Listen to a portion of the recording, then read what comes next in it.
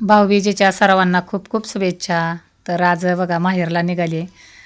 भाऊ न्यायला आलाय सचिन. आणि एवढा आनंद होतोय कारण माहेरला जायचं म्हणलं की सगळ्यांनाच खूप आनंद होतो.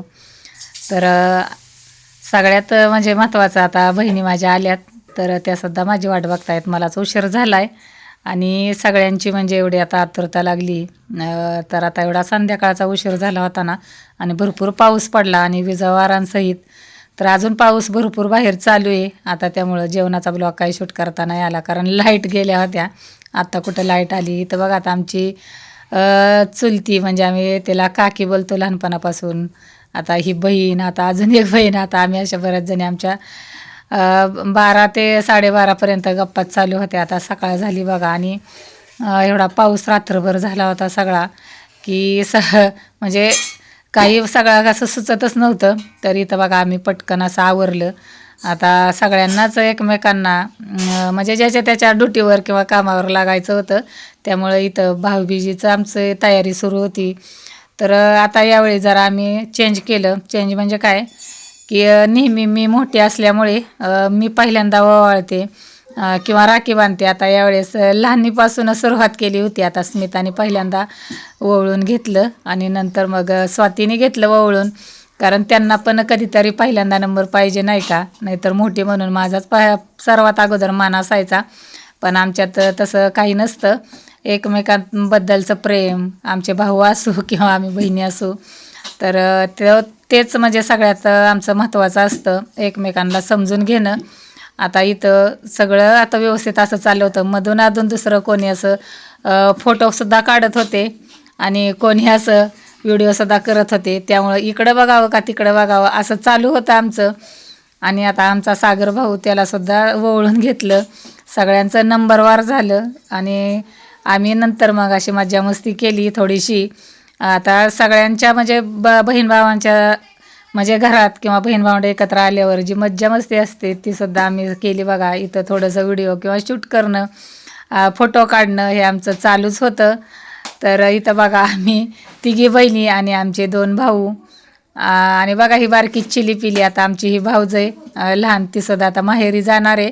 आता तिचं चालू आहे म्हणजे आमच्या वहिनीचं की कवायांचं आवडतं आहे. आमची एक वहिनी तर माहेरी गेली का म्हणजे सकाळीच. तर आम्ही बघा इथं आम्ही चांगला असा एन्जॉय केला. आणि बहीण भावंडांच्यातलं हे नातं प्रेमाचं आणि एक पवित्र नातं असतं. तर या नात्यात कुठलेही म्हणजे मतभेद नसतात आणि एकदम असं फ्रीली हे नातं. आता आम्ही दुसऱ्या म्हणजे आमच्या काकीच्या घरी गेलो, तर काकी बोलत होती नेहमी की आल्यावर तसंच जातात. तर चला म्हणलं एक दिवस राहिलो तर तिकडं जाऊन येऊया. पण आमची यावेळेची ही काकी नेमकी आज माहेरी गेली होती. जात नाही तशी मुली आलेल्या असतात, पण नाही इथं बघा वहिनी आमच्या या जाऊन सुद्धा आल्यात. आता त्या पण पुण्यालाच असतात जॉबला, पण माहेरी जाऊन आल्या. आता त्यांचं पण म्हणजे माहेर जवळच आहे जिथं आमचं सासर आहे तिथं. तर इथं सुद्धा बराच वेळ गप्पा झाल्या. भाऊ हा सुद्धा म्हणजे पुण्यालाच असतो. आता सगळेच एकत्र होतात. दिवाळी सण म्हणलं मोठा म्हणलं की सगळ्यांचं एकत्र येणं जाणं होतं. त्यामुळं सगळ्यांच्या एकमेकांशी गप्पा होणं हे होणं हे बराच वेळ चालतं. आता आम्ही थोड्याच वेळ असं जाणार असं ठरवलं होतं इथं सुद्धा, पण तास दीड तास आमचा इथं कधी निघून गेला आहे आम्हाला कळलं सुद्धा नाही. आमची अजून तर आमची वहिनी आणि भाऊ तर अजून जेवायचे राहिले होते, पण आमच्या इथं 2:30 वाजेपर्यंत आता गप्पा चालूच होत्या. बराच वेळ इथं सुद्धा गेला. सगळ्यांशी असं बोलणं आणि मजा मस्ती करणं म्हणजे बहीण भावंडाच्यात वेगळंच असतं. आता असं आम्हाला आता शेतात सुद्धा जायचं होतं. आता लहानपणी शेतात एवढं भरपूर गेलेलो म्हणजे नाही का फिरण्यासाठी, कधी झाडावर चढायचो काही. तर इथं आमच्या अजून गप्पाच चालू होत्या. आता नंतर आम्ही शेतात जाण्यासाठी निघालो. लहान मुलांना सुद्धा आमच्याबरोबर यायचं होतं कारण त्यांना सुद्धा खूप आवडतं. आता बहिणीची मुलं पुण्यात असतात, त्यामुळे त्यांना शेतात असं येणं भरपूर आवडतं. आता ही बोर बघा एवढ्या वर्षाची आहे, एवढी लांब पसरली बघा. हिची आम्ही भरपूर अशी लहानपणी अशी बोरं खायचो. आता अजून कच्ची आहेत तिची बोरं. आणि लहानपणीची म्हणजे एवढी बोरीची झाडं असायची की भरपूर असायची. काही आहेत काय अशी म्हणजे वाळून गेलीत. आता शेतात आलो, पाऊस तर रात्रभर एवढा झालेला.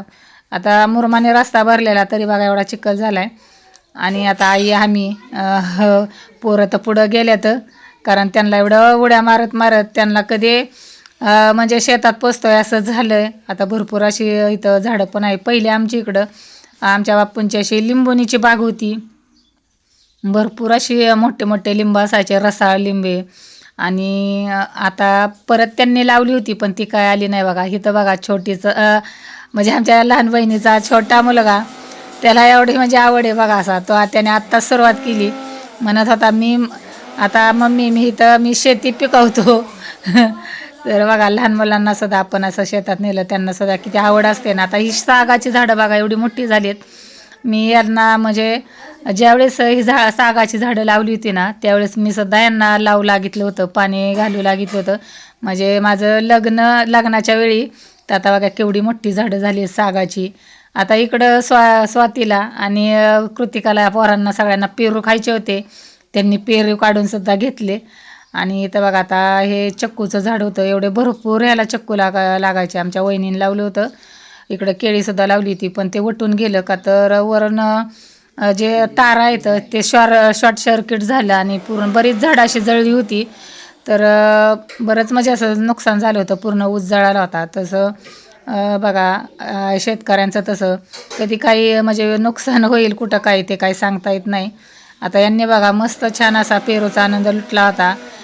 तर मला बघा कसे करत होते तुला देणार नाही म्हणून. तर एवढे छान आता यांनी इथं काय केलं होतं, केळीचे खालचे जे कोंब असतात ते कट करून टाकले होते. तर मी त्या विचारलं आई असं का केलं. तर आई म्हणली की त्याला म्हणजे त्याला जो वजन जे होतं त्यामुळं खाली फळ जे आहे केळीचं ते खाली वागतं नाही का, किंवा खाली मोडून पडतं. म्हणून आता फळ लागल्यावर चांगलं फळ धरलं होतं. तर त्यामुळं त्याचं खालचं जे आहे ते कोंब काढून टाकले होते. तर इथं बघा यांची आता कुठं अशी भाजी बनवतात. तर पोरं बोलत होते आम्हाला मावशी हे काढून दाखव ना गं. तर त्यांना ते बघा असं काढून दाखवलं की ते जसं छान वाटत होतं नारळासारखं. आणि पोरं बोलत होते श्री आमचा म्हणजे माझ्या बहिणीचा मुलगा, मावशी ह्याची भाजी बनवून देते का. तर मी म्हटलं बाबा मी कधी ह्याची बनवली नाही, कशी लागते ते सुद्धा माहीत नाही. तोपर्यंत बघा पाय काढत एक बहीण मागून आलीच आणि आम्ही तिथंच गप्पा मारत बसलो. आत्ता सध्या तरी ऊन आहे थोडंसं, म्हणजे आता दिवस मावळतीला आला आहे, 6:15 झालेत. पण आमच्या इथं बराच वेळ गप्पा चालू होत्या. आता बहीण बाळांच्या गप्पा म्हणलं की ह्याचा वेगळाच आनंद असतो. सगळ्यांचं म्हणजे आपल्या वर्षभरातलं जे असतो ते सगळ्यांशी एकमेकींशी शेअर करायचं, एकमेकांना सांगायचं. आणि खरं बहिणी किंवा भाऊ असणं हेच असतं, एक भाग्याचं असतं. आता बघा आम्हाला शेतातच अंधार पडला, आम्ही तिथंच गप्पा मारत अजून बसलो होतो. आणि पूर्ण असं आकाश सुद्धा आज निळं झालं होतं. आज पावसाचं काही वातावरण नव्हतं. आता लहानग्यांची भाऊबीज राहिली होती ती सुद्धा पूर्ण करून घेतली.